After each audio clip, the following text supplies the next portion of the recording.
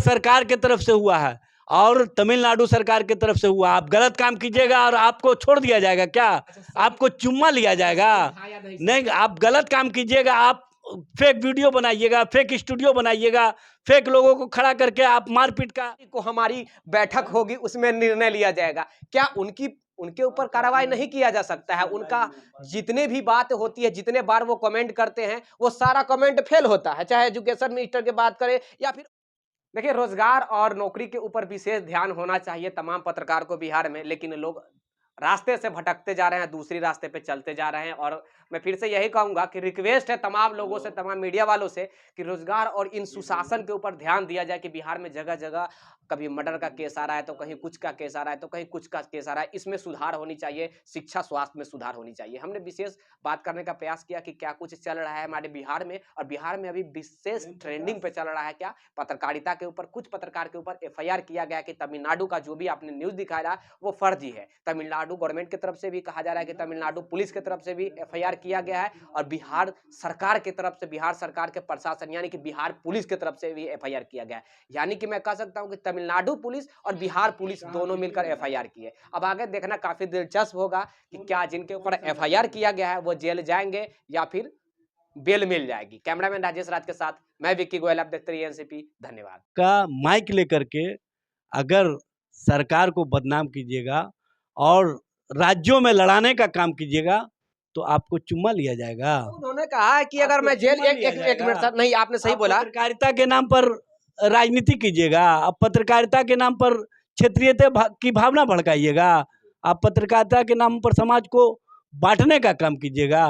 पत्रकारिता का मतलब होता है जो सच्चाई है उसको सामने लाए, झूठ परोसने का काम नहीं करें। किसी पार्टी का मीडिया सेल का जो काम होता है वो काम आप कर रहे हैं। चलिए सर, तो ठीक है, ठीक सर, ठीक सर, आपने आपने पत्रकारिता बनाने में जिसकी भूमिका रही है उस पर तो कार्रवाई होगी, वही हो रही है, होना भी है। चलिए देखिए, सर ने एक बात बोला कि ध्यान से आप सुनिएगा कि सही चीज अगर आप जो कहते हैं उसमें सत्यता अगर नहीं होती है तो उस पर कार्रवाई होगी। एक बात बतलाइएगा सर, एजुकेशन मिनिस्टर कभी कहते हैं कि 24 तारीख को हमारी बैठक होगी उसमें निर्णय लिया जाएगा। क्या उनके ऊपर कार्रवाई नहीं किया जा सकता है? उनका जितने भी बात होती है, जितने बार वो कमेंट करते हैं, वो सारा कमेंट फेल होता है, चाहे एजुकेशन मिनिस्टर की बात करें या फिर औरों मिनिस्टर की मैं बातें कर रहा हूं, तो उनकी बातों अगर फेल होती है तो वो एक नॉर्मल बातें हो गई। मीडिया की बात अगर एक बात, कोई बात फेल नहीं है, सब बात सही है। और हमारा संकल्प है 10 लाख नौकरी, 10 लाख रोजगार हमारी सरकार देगी। कब तक एक अल्टीमेटम आप उनसे क्यों नहीं पूछे जो 2 करोड़ हर साल रोजगार वो नहीं देने करते रहे सर, वो नहीं देने 19 लाख रोजगार की बात किए थे, उनसे क्यों नहीं पूछते हैं? वो नहीं देने वाले हैं तो क्यों वादा करते हैं? आप उनको क्यों नहीं एक्सपोज करते हैं? आपको एक्सपोज इसलिए नहीं करने आता है कि आप उनसे डरते हैं। आप उनके जो ईडी और सीडी का मामला चलता है ना, उससे डरते हैं। अभी सर ने प्रक्रिया में जो बात रखने वाले लोग होते हैं उनको ही आधार बनाते हैं, उनको ही ग्रिल करते हैं। देखिए सर ने एक बात बताया कि डरते हैं, क्यों ना डरे भैया। नेशनल वाले ज्यादा कुछ करेंगे तो दिल्ली से कार्रवाई उन पे हो जाएगा, उनका जो भी रजिस्ट्रेशन फजिस्ट्रेशन है रद्द हो जाएगा, उनके ऊपर एक्शन ले लिया जाएगा। और कोई पोर्टल वाला कार्रवाई करेगा तो आरजेडी की तरफ से एफआईआर भी किया जा सकता है। कुछ लोग के ऊपर एफआईआर किया गया है, आप लोग देख रहे हैं क्या चल रहा है हमारे बिहार में। आरजेडी की तरफ से एफआईआर नहीं हुआ, बिहार सरकार की तरफ से हुआ है, बिहार सरकार की तरफ से हुआ है और तमिलनाडु सरकार की तरफ से हुआ। आप गलत काम कीजिएगा और आपको छोड़ दिया जाएगा क्या? आपको चुम्मा लिया जाएगा?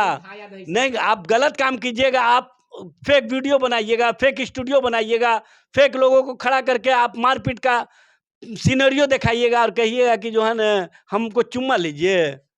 मतलब आप देश में वैमनस्यता फैलाइएगा, देश में नफरत का माहौल खड़ा कीजिएगा, क्षेत्रीयता की भावना खड़ा कीजिएगा और आपको छोड़ दिया जाएगा। जिस पर एफआईआर होता है, हमारी सरकार न किसी को बचाती है न किसी को फंसाती है।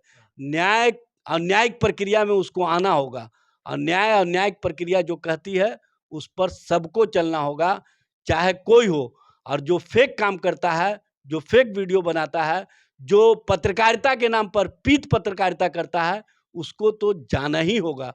क्योंकि समाज में नफरत फैलाने के लिए आपको पत्रकारिता का सर्टिफिकेट नहीं मिला है, आपको मोहब्बत बनाने के लिए पत्रकारिता का सर्टिफिकेट मिला है, और आप इसमें सक्षम नहीं है तो आपका जो जगह है वहां पर चले जाइएगा। क्या वो जेल भी जा सकते हैं सर?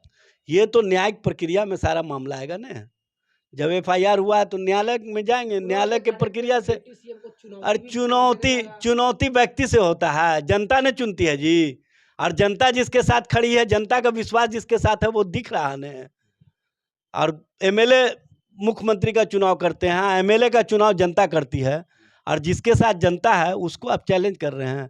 उनकी पार्टी जो जिसके लिए वो फेक काम कर रहे हैं, उनकी पार्टी भारतीय जनता पार्टी तो मुकाबला हम लोग से कर ही नहीं पा रही है, और वो कहाँ से करेंगे। एक व्यक्ति टिटिहरी की तरह पैर उठा करके सोच रहे हैं कि आसमान रोक देंगे, गलतफहमी के शिकार हैं।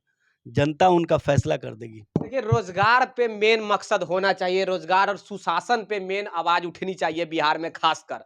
लेकिन अभी बिहार का ट्रेंडिंग चल रहा है कि किसके ऊपर एफआईआर किया गया, क्यों किया गया, हम आवाज उठाए, सत्य उठाए या फिर झूठ उठाए। ये खैर आने वाले समय बिहार में अभी काफी गर्म मुद्दा चल रहा है इन पत्रकारिता को लेकर।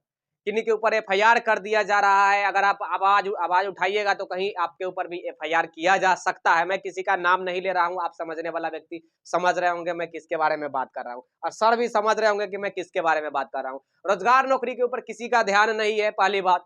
दूसरी बात, प्रतिदिन बिहार में जगह जगह मर्डर होते रहता है, दिन में 1-2 रिपोर्टिंग करना मजबूरी हम लोग को भी हो जाता है भैया, कि मर्डर का रिपोर्टिंग करना पड़ रहा है।